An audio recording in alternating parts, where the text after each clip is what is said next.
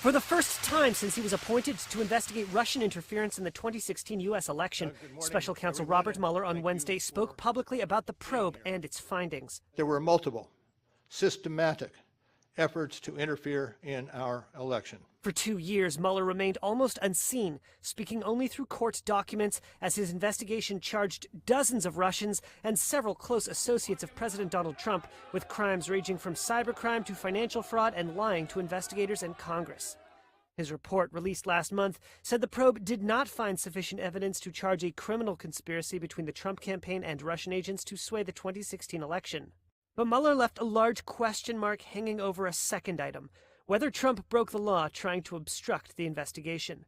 On that subject, Mueller wrote this: "While this report does not conclude the president committed a crime, it also does not exonerate him."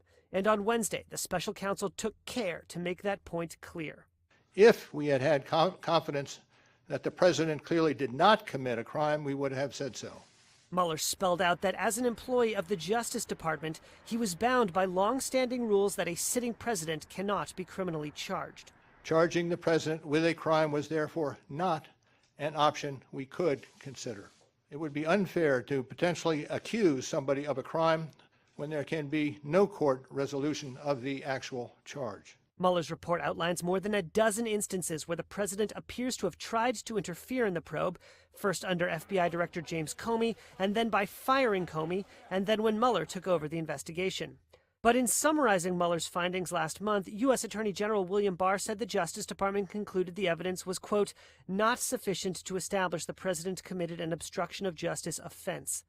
And Donald Trump has repeatedly claimed that Mueller found no wrongdoing whatsoever. You know, we had no collusion, we had no obstruction, we had no nothing. Democrats disagree. We believe that no one is above the law, including the President of the United States, and we believe that the President of the United States is engaged in a cover-up. And some are calling for Congress to act where Mueller says he could not and begin impeachment hearings.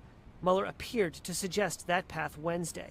The Constitution requires a process other than the criminal justice system to formally accuse a sitting president of wrongdoing. Mueller said that despite a push for him to testify before Congress, he would not discuss matters beyond what was contained in his 400-page report. The report is my testimony. I would not provide information beyond that which is already public in any appearance before Congress.